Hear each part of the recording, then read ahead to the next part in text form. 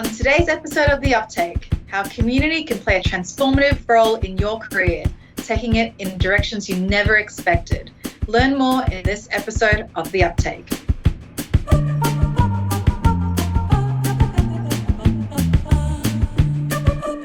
Welcome to The Uptake. This is a new show about all things tech and community.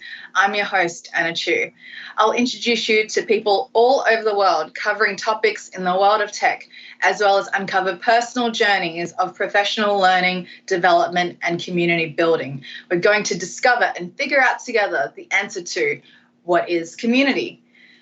In my day job, my team runs the Microsoft tech community. I lead all things community for Microsoft Ignite and Microsoft Ignite the Tour, but I wanted to do this podcast to help connect you with people in the community. If you have ever helped someone with a question, learned something new, or shared something you've discovered in tech, well, guess what? You're actually part of a community. My hope is that through this podcast, you'll meet cool people in tech and hear their stories and get inspired to be part of a vast and expanding community in your area and beyond. In this episode, we're going to talk about PowerApps, and we're talking with Brian and Samit Saini.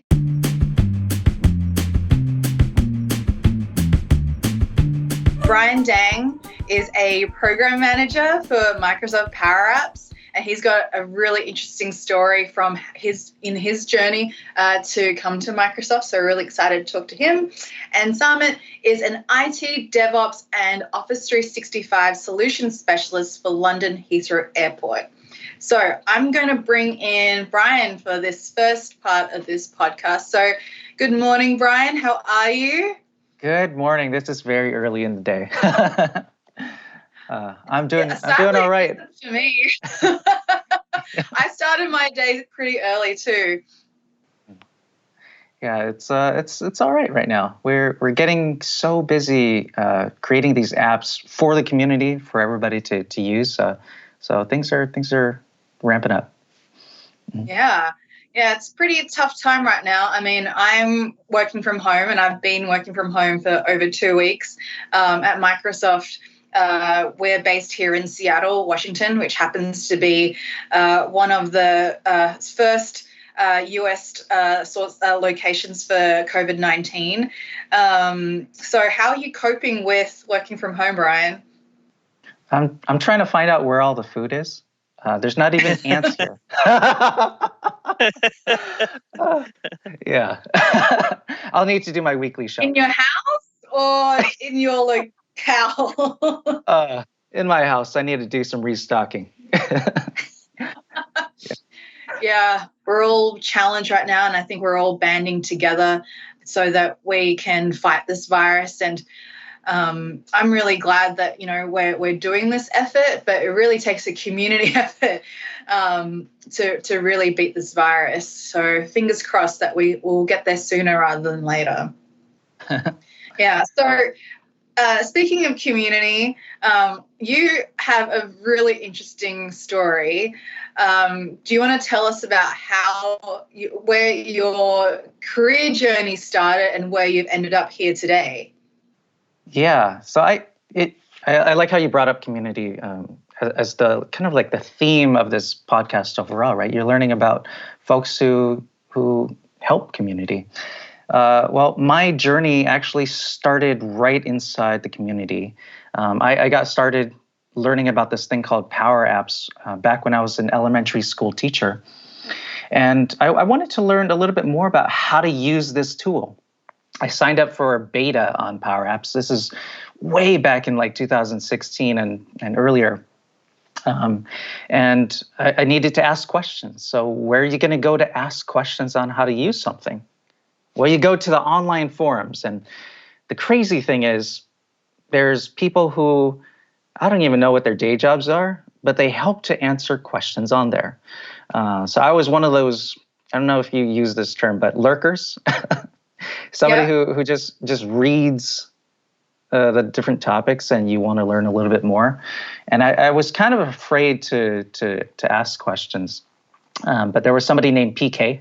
He started to PM me some questions like, hey, Brian, how do you do this? How was I supposed to know? I was an elementary school teacher.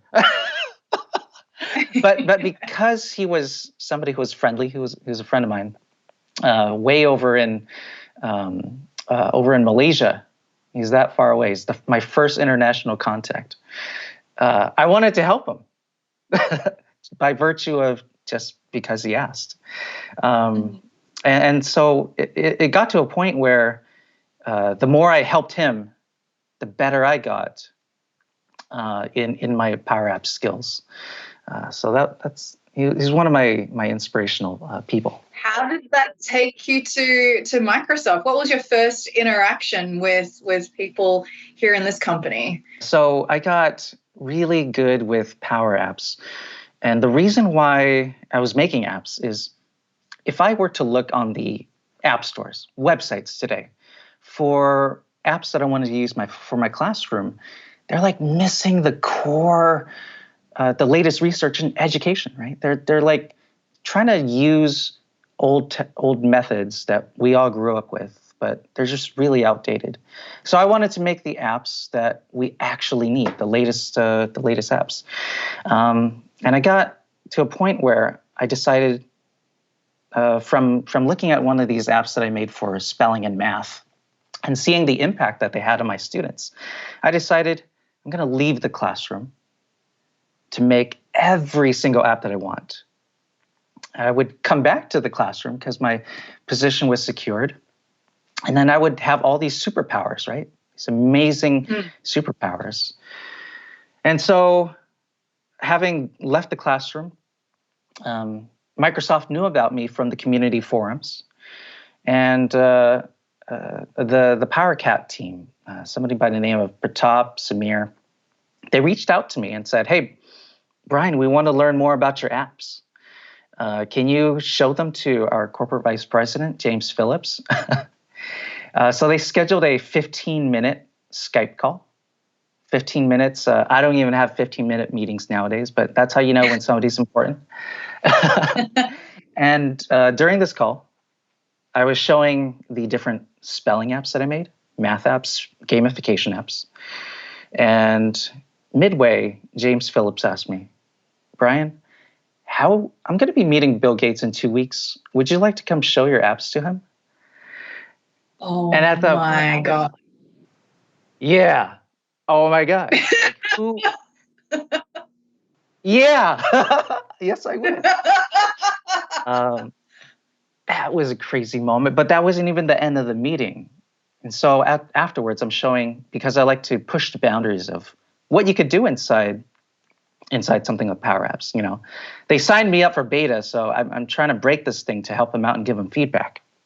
And so I'm showing ways that I'm doing these advanced animations, things that you never thought you could do in PowerApps. And that's when James Phillips asked me, "Hey, Brian, how would you like to come work at Microsoft?"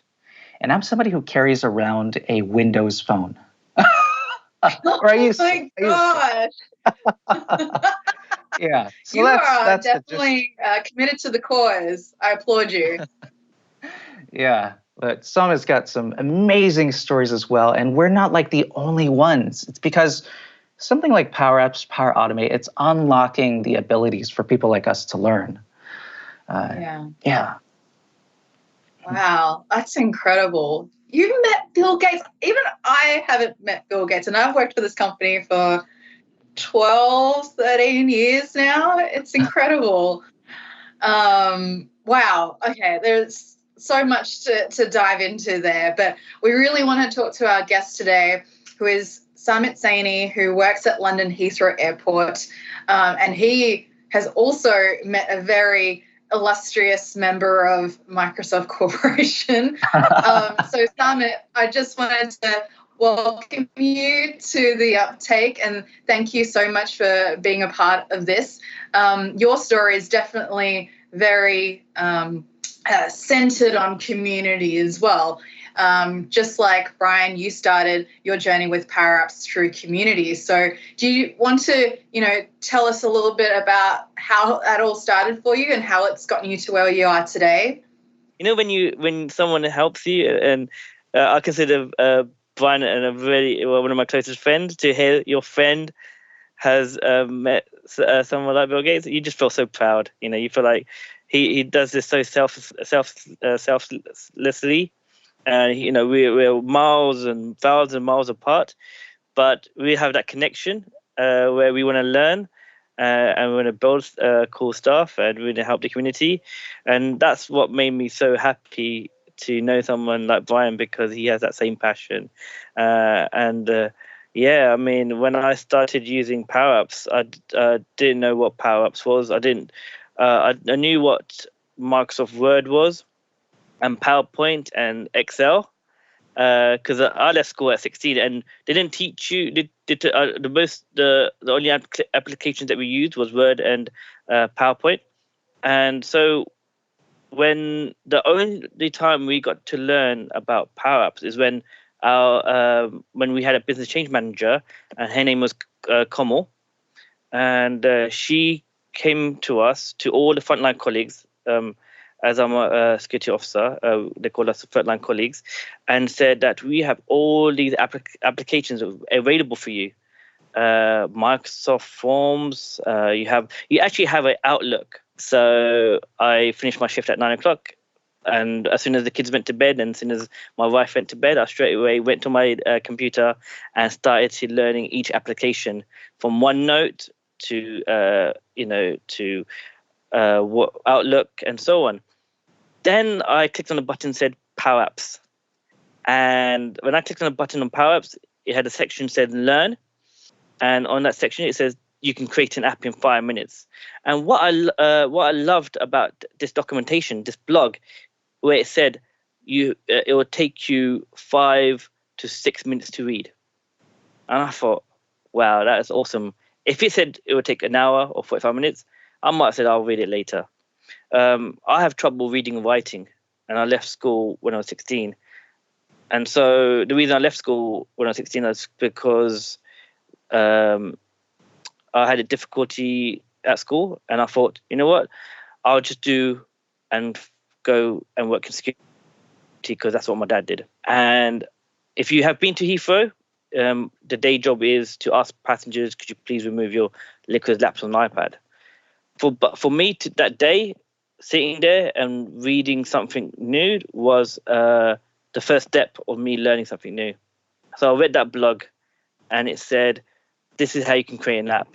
And the steps were so easy, where I'm just opening up an Excel spreadsheet and creating the columns and naming the columns, and then saving it onto OneDrive, and then going back to Power Apps, finding that Excel spreadsheet and pressing that create database and clicking it and watching it creating that application. For me, the first time in my life, I felt smart, because it did because it created the app for me. And 90% of us use smartphones, use apps, and to see your own creation being created, that's when my growth mindset grew, and I wanted to meet more like-minded people who wanted to learn about Power Apps. And the first thing I did was go on Twitter and type #PowerApps, and I saw a whole bunch of people who are just talking about Power Apps. I'm like, damn, how do I fit into this community? But what happened was that once you type in Power Apps, you're in that community because you're learning. And that's where that's when I reached out to Brian when I was getting stuck. And I added him, and I DM'd him, direct messaged him, and I said, Brian, I'm kind of stuck at this formula. Could you help me, please? He said, yeah, absolutely. Let's do a Skype meeting that day. So it was like 5 o'clock in the afternoon for him, probably about 6 o'clock in the afternoon for him. It was about 2 o'clock in the morning for me. But I was excited that someone actually took time to teach me. And again, like my wife was probably thinking, why are you Skyping at 2 o'clock in the morning? And I'm like, I'm talking to a gentleman called Brian, who's willing to help me on the thing called Power Apps. And for someone to, give him a little bit of time and adding you and actually having a conversation about how to help you, gave me more, not just self-belief for myself, but felt proud to be in a community that's given you time to help you or share that knowledge. Because when I was at school, I never reached out for help. I never asked for help, and I felt like any question that I'd ask would be a stupid question. But the first time in my life was that to reach out, and Brian gave me the confidence to reach out to more people like PK Hong and a lot of people to say, could you give me some time to help me? And just to feel that confidence, I started learning myself because I wanted to learn and share that knowledge with other people as well, and have that ability to learn that knowledge and then share it within Heathrow. And that's what it's all about, being part of the community, is that it's not just keeping that knowledge to yourself, but sharing it and watch other people grow. And I want to say thank you to Brian for starting that off, and passing it forward. Yeah, fun fact, Samit, I was doing more Skype calls with Samit before speaking with James Phillips. Really? Yeah. Yeah. Oh my goodness. That is a really incredible story, Samit. And it's just so nice to know that Brian actually was part of your story too, in really helping you learn about PowerApps and to build that very first app you created for Heathrow. Yes, I mean, when I wanted to build, when I started learning about PowerApps, I had so many ideas you would not believe. I was like, literally, I'll come back from work and I'll go, obviously I'll spend time with the kids and spend time with my wife, and then go straight to my computer and I'll be like, what can I learn and what can I learn on PowerApps? And then the more I learned, I was thinking, what would be the first app I can build to help my colleagues? And the first app that I've built was the language app. And the reason I want to build the language app is because as frontline colleagues, we deal with thousands of passengers every single day who are from different countries all over the world. And I only know one or two languages, but again, we're an international airport and I wanted to help as many passengers as we can, and same with my colleagues, but we don't have the tools. We have a book that has 85 pages, but we cannot take it with us. We have to keep it onto a machine. And so when a passenger does leave a liquid laptops and iPads, we have to go flick through the book and show them that this is a no-no. And so I wanted to convert that book into an app. And so I took the book home. I asked permission. I asked my manager, can I take this book home and believe in me? And a week later, I can show you what I've done. And he goes, perfect, go for it. So what I did was I scanned each page of the book. And with PowerApps, it's so easy to build. I was just inserting pictures into this app. And now when I'm inserting pictures into this app, just like PowerPoint, how you insert pictures into an app, this is how I was doing it with PowerApps. And then I was adding buttons for each language. So if I was clicking to Italian, it will go to an Italian page. And I'm not just adding any formulas. I'm not adding no coding. I'm just saying action, navigate to this page. And that's it. And I did that for all the pages and every button. And I was thinking, what else can I do with my newfound knowledge? Okay, I can add videos. So as I was adding pictures, I was adding videos. I asked my colleague to model for me and describe in his own language about liquid laptops and iPads, which he did. Then I was like, what else can I learn? So it's talked about Microsoft Translator and how you can connect Microsoft Translator into this app. So when you're typing in English, you can convert it into a different language. And when you press the audio button, it'll speak it as well. And I showed this to Brian, who gave me some tips, which was really, really good. And then I showed it to my manager. I was so excited. I showed it to my manager the next day. And he goes, wow, who created this?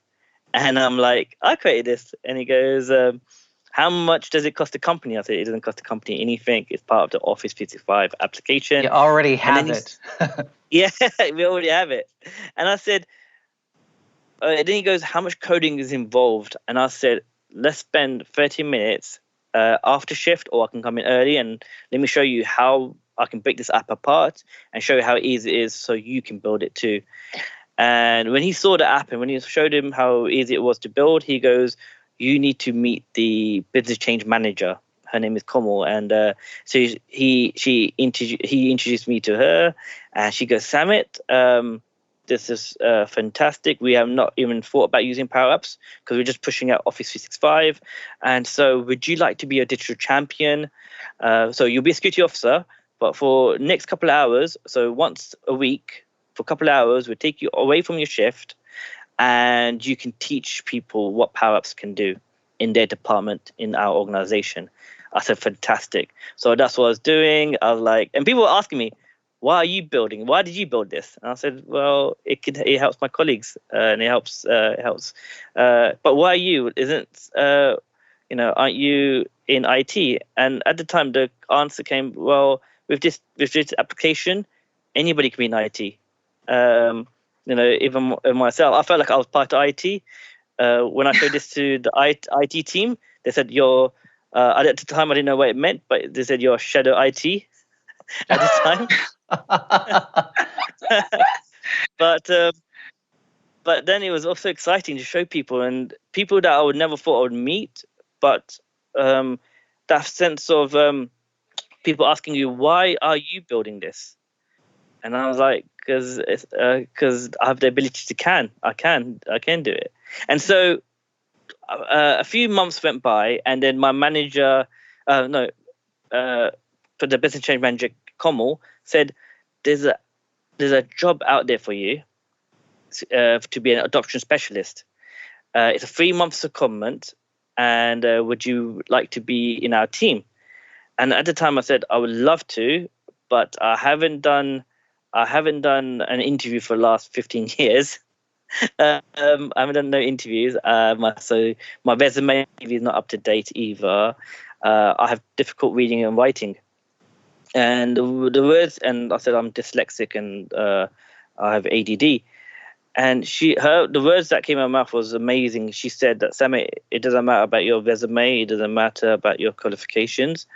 You have the passion for this, and we'd like to have you on our team, and you can showcase, and not just showcase, but build stuff for people.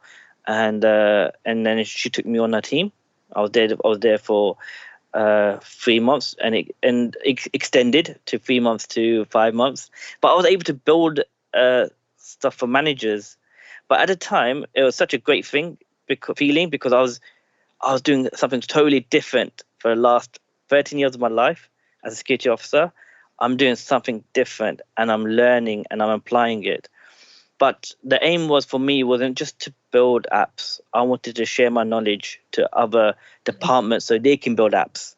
And so learning from Brian about community and learning about the community from the Power Platform team, we started to build a shared knowledge with people like Andrew Gray, who are called the First Avenger. He likes to be called the First Avenger because he's the first super user that said, Sam, I've got an idea. I want you to build it. And I go, no, we've got PowerApps here, and you can now build it yourself. And then he started learning. So yeah, you can build it. That's it. And then he started building it himself, and he started learning it. And then the message kind of spread that there's a PowerApps, we got ideas, we want to build. And then we started having monthly meetings and the community just grew and grew and grew within Heathrow. And it was fantastic to see. And now I've got, after that was happening, I've got an email to say that, would you like to see the CEO of Microsoft? And I was like, holy moly. I was like, oh my God, okay. I was just happy to see our CEO.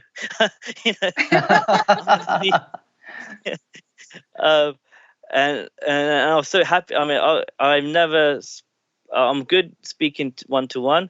And I did a presentation to our CEO about PowerApps, about the savings that we're making with PowerApps. But to have an email from to say that you're going to meet the CEO of Microsoft, I was like that was literally 3 o'clock in the morning, and Silver says, "Could you stay up one more hour so I can have a phone call with you to talk about more and more about this?" And I'm like, "Yeah, of course, 4 o'clock in the morning, not a problem. If you're this is." But I told my wife and I told my mum, "This, oh, that's nice." Didn't know who the CEO of Microsoft was, but I just said I'm going to. My wife did. So that time came. I didn't know that Microsoft had events. I didn't know anything about Inspire and so on. But when I got there, a nice gentleman called Keith was showing us around, and he goes that this I think it was a T-Mobile Arena. We're going to be going there, so we went there, and it's a huge stadium. And he goes, "Oh yeah, so this is where you're going to be speaking." My jaw just dropped, and I had my heart just pounded. Like I thought it was going to be in just me and Mr. Sethi and Zella speaking together, and that's it. But I wasn't expecting. Yeah, just having like a coffee together, right? yeah, that's what I was expecting, which was cool. But I did meet him the day before, and he calmed my nerves. He calmed my nerves down completely because he's such a genuine, humble, down-to-earth person, and I was able to speak to him, and he was such a nice guy. And then the day came when got to go on stage before I went on stage. The Keith said to me, "By the way, it's going to be live as well." And I was like, "Oh, great!" I was like, "I'm not good at interviews." Yeah, I was like, "I've never done anything like this before," but and it's live. So he goes, "Here's a link. Here's a link of the show, the event, and you can send it to your mum and dad." So I sent the link to my wife, and I said to my wife, "Please don't show this to anyone. Just share it with mum and dad, and that's it." She goes, "Fine." Send about. I got the text message back in 3 minutes time, and it says, "By the way, your mum shared a link with everyone in India," and I got even more. So I quickly got up, and the lights went on, and then that went. Then I was in that little bubble where I didn't realize who was around me, and just making sure I paid attention to the question, and everything went kind of fast and blurry at the time. But it was an amazing moment that I will never forget. And it was an amazing opportunity. But for me, sorry? Yeah, if anybody's wondering, Satya Nadella was not the only one around him. There's this entire audience of 20,000 people in a circle around them. Yeah. Thanks, man. It makes me my heart beats again when you say that. But for me, the proudest moment for me was, when I got back to my hotel, and my dad called me up. He goes, "Samit, I'm really proud of you." That for me is going to be the best moment of my life, is for him to say those words, because I left school and I thought I disappointed him, and I felt like I got a second chance just by learning something new and showed that I'm able to be someone or do something new. And for him to utter those words, that to me makes it all worthwhile. And and ever since then it's just been great. But with those words, that's going to keep me going, and makes me feel great inside that I did something positive in my dad's eye. So yeah, and your own life. Wow. Yeah. Oh yeah, absolutely. I mean, my the things I do it for my kids and my family, and they inspire me to be better and do better. And because we have these great people like Brian who help us grow and help us reach out, and these applications that we have available to us show us that nothing's impossible, that anybody can achieve anything if they just go and learn something new. 2018 has been a special year for me, because the start of the year, my aim was to go back to high school and pass my English and maths exams because I failed that in high school. That was my purpose for 2018. Heathrow allowed me to go back to school, but I didn't know that 2018 would be a special year for me, where I'd not just passed my high school exams, but I made so many amazing friends around the world that I would never, working at Heathrow, I meet so many people every day, but this part of my life where I'm actually making friends, that makes me feel great. And it gives me and I'm like, especially what's happening now these days. But knowing that I've got people around the world, I can reach out and say, "Are you okay?" Or they can reach out to me and say, "Are you okay?" It's really good, and not many people get that experience. And I hope people do get that experience as well, because it's great. Especially we've got, our community it's is an incredible story. Incredible. Honestly, every person that I meet who's met you have said that you are one of the most inspiring people that they've met. And it's so crazy how, like, just going to one website, reading some documentation for 5 minutes literally transformed your life and opened you to an entire community that you can call friends. Like, Brian's a close friend of yours now. When I came to America for the first time to inspire and then went to Seattle, everyone was so welcoming. I've never, my heart felt so filled with joy. Like, John Levesque gave me the biggest hug ever. I never met John Levesque before. I met him virtually. He's the program manager of Power Automate, one of the program managers. Yeah. Just for clarity. I forgot about technology straight away, and I just saw the people, and the people are just amazing. And to add on to that, like, if you take a look at our community today in response to the crisis, they're like lining up and calling their local nonprofits, organizations, just to say, "Hey, we can help you. Just let us know." That's just the amazing efforts that our community brings out. I love that they do that.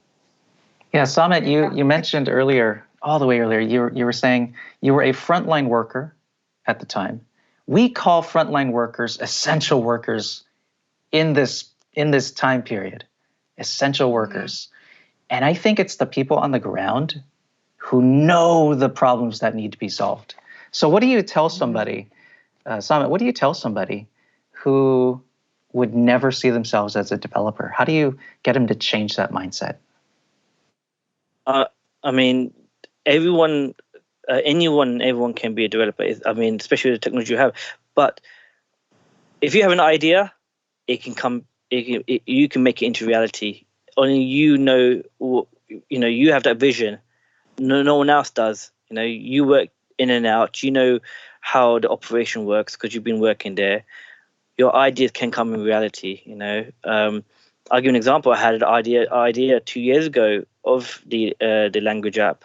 They said that it costs too much money, and when people get told by someone who we feel like they're smarter than us or have the capability more than us, our ideas go into the graveyard. And so, but they didn't have your vision. They didn't have your passion. So I would say that if you have the passion for your idea, you have the vision for your idea, you can go forward with it. Don't let anyone say it cannot be done. And I tell my kids, don't use the word can't, because anything can be done if you put your mind set to it. I didn't lose hope, and I was able to build that app that I had ideas 2 years ago. No one should have no one should lose their ideas because someone said it can't be done. So I had to ask, and the great thing about Heathrow at the moment and around the world is that we are watching every single day that people are bringing ideas into reality, and people are helping each other to bring your ideas into reality. So it doesn't matter if you're a cleaner or frontline worker, or your ideas are as much as important than someone who's high up as well. We all got the same goal. And our same goal is to find solutions to a problem or an opportunity that we can fix. So it doesn't matter if you're a frontline colleague or a top executive, CEO, you have the same goal. Yeah. There's this beautiful saying that Keith says. It's in relation to PowerApps, that the app that somebody can make for the CEO, or the app that somebody can make for the cleaner, can be as good as the app that can be made for the CEO. Oh, that's the kind of capabilities that something like PowerApps brings out, right? Absolutely. Yeah, it's. We could talk for hours, but sadly we do have to wrap up this podcast. And I think people still want to stay connected to you both, Samit and Brian. So what's the best way to contact you? Well, you could join the Power Users community forums. That's where I'm Mr. Dang Microsoft. Or you can find me on Twitter at 8-Bit Classroom. And Samit? You can reach out to me on LinkedIn, Twitter, or I would say the Power Addicts once a week. You get once a month, which is a great way to see what people are coming up with, great ideas, and we've got whole loads of community that you can reach out to. Because it's not just me to reach out to, but there's a whole lot of people you can reach out to. And if you need any help, do reach out to me or Brian. But we've got loads of Power Addicts that you can reach out to as well. Amazing. Well, thank you so much. That wraps today's show. I'd like to thank my guests, Samit and Brian, for joining me today. Highly encourage you to visit all those resources that they mentioned. You can find photo evidence of Samit on stage with Satya in his Twitter profile pic, I'm sure. Highly encourage you to visit the Microsoft Tech community to find events in your area. We've got lots of events, PowerApps and Power Automate, as well as other Microsoft technologies. I know it's a bit of a tough time with everyone self-quarantining themselves, but I found that a lot of the community are really getting on board with virtual events. For example, and this is even before COVID-19, some of our community members are doing Teams Fest and doing that completely virtually, where we're getting people together from the community as well as from Microsoft to help people learn about Teams. So that's awesome. But there's plenty of others that you can discover.